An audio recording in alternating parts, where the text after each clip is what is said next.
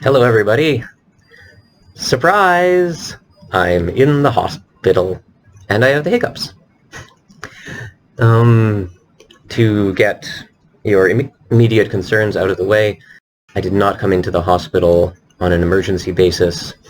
This was planned, well organized, known about in advance, and desired. I am in Vancouver General Hospital. I was in Trail for a little bit, getting ready, and no offense to Trail or Nelson or St. Paul's, and all the offense in the world to Kelowna, you filthy madhouse. And I mean that in the least endearing way possible. This is the best hospital I've ever been in. The care is fantastic. The atmosphere is great. There's like normal lighting, not glaring fluorescence, and even the beeps are kind of friendlier and more chill than I've experienced in other places. It's very nice. So, those of you who watched my cancer story part 2 know that I've been dealing with some pretty significant digestive stuff due to adhesions for the past half year almost. Well, I finally got to talk to a GI surgeon and got things going to get a surgery to resolve this and hopefully restore my digestive health to, if not complete, though that's the idea, significantly better, because it's been virtually unlivable, especially as I've been getting ever more obstructed.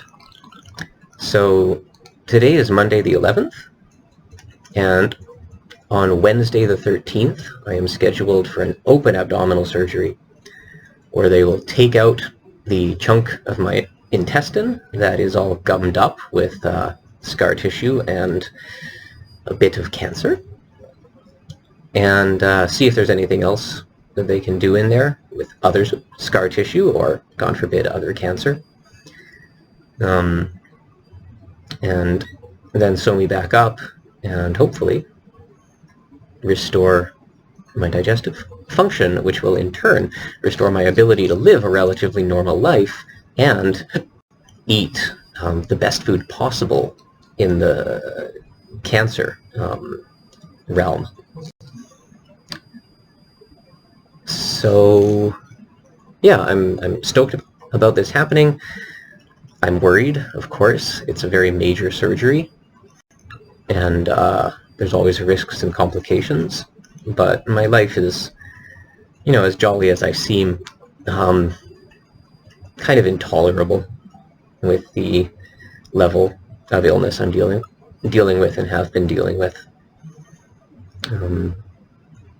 So that's the right neck and the right here. You can see I brought my own water filter.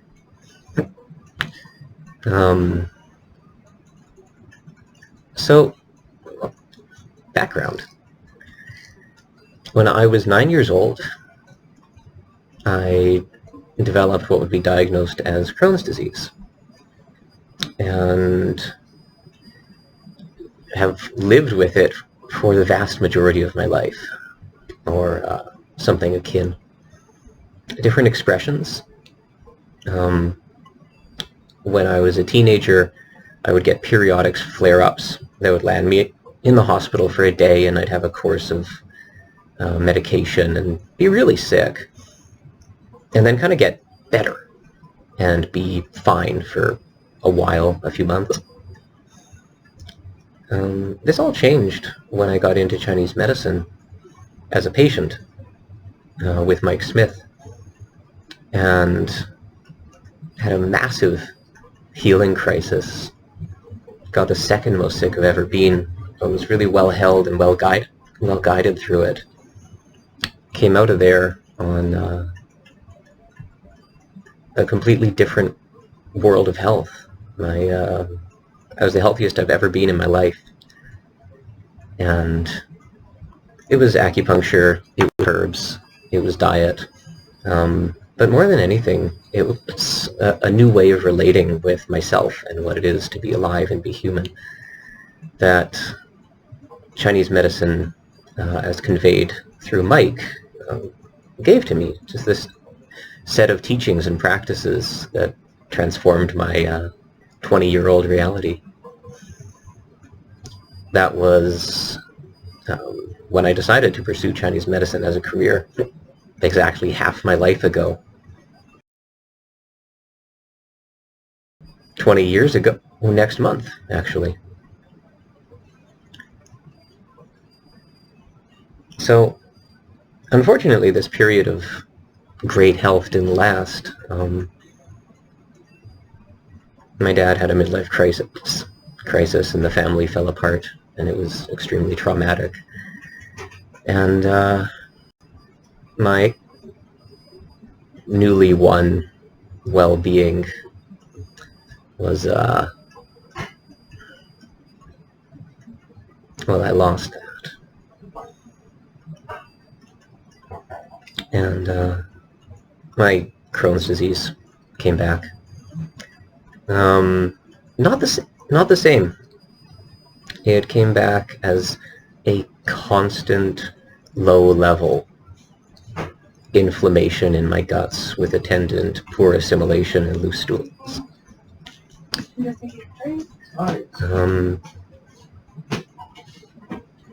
I tried everything, and it seemed rather impervious to treatments, diets, etc.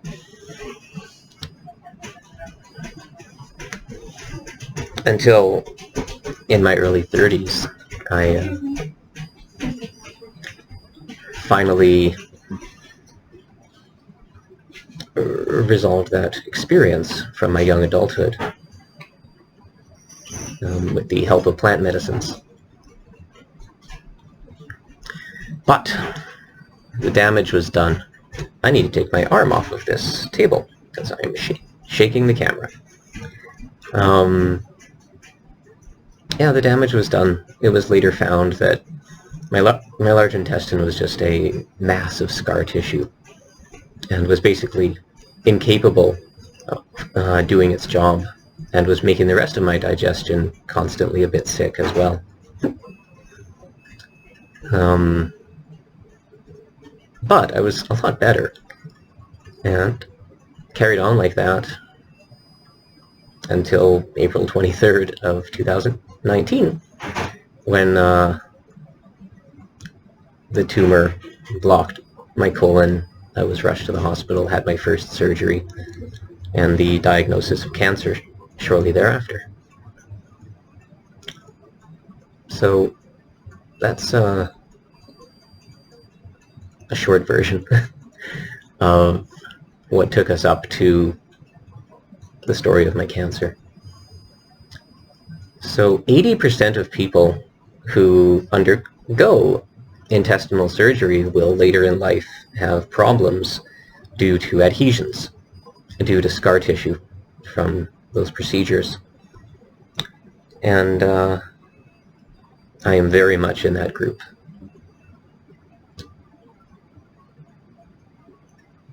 The bugger of it is that every surgery can produce further adhesions. And that's what happened last time. I went into the hospital with a total bowel obstruction due to adhesions from my previous surgeries. And they cut me open, unkinked my intestines by cutting the various strands of scar tissue. In retrospect, having learned things, and from my conversation with the surgeon at the time, I'm fairly certain, I'm fairly certain that there were a bunch of things that could have been done to prevent me becoming riddled with adhesions 3 months later, once again, but they weren't done. So yeah, I had a great summer of 2021. And then, yeah, this horrifying, almost exact repeat of what I had experienced earlier that year. As you know, it didn't become an emergency. I didn't have to get emergency surgery to save my life. This is a surgery to improve my quality thereof. And I expect it to go a lot better, both in terms of how hard it is on my system and also in terms of outcome. The folks down here at Vancouver General are GI surgery specialists. They all seem great from my conversations with the team. Really like bright, clear-eyed, very kind, and supremely confident in what I perceive to be a quite genuine way. So that's basically that. A couple pieces of news. I did a cancer screening blood test about a month ago, and you will recall that that one cancer marker that was extremely high and had quite frightened me. Well, that dropped by 50%. It is now half what it was, so that's really awesome. The other one has gone up slightly, but I'm not too worried about it. It's not higher than it's ever been, and again, it's not very high.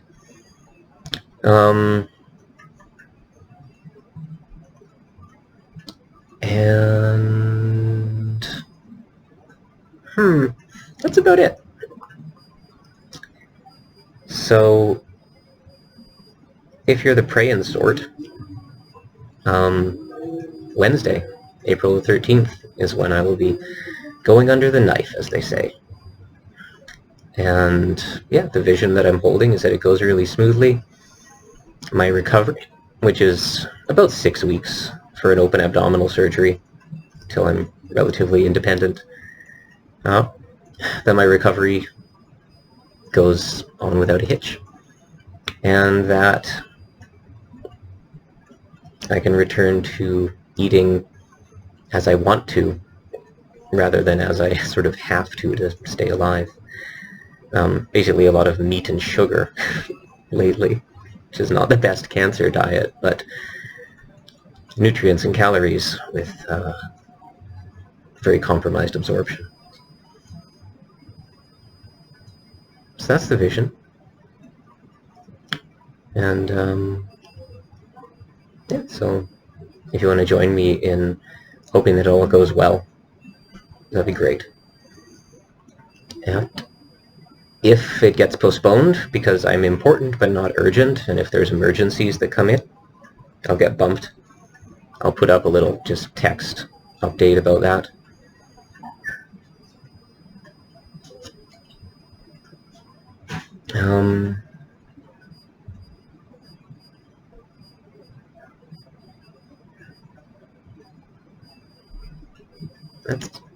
That's all.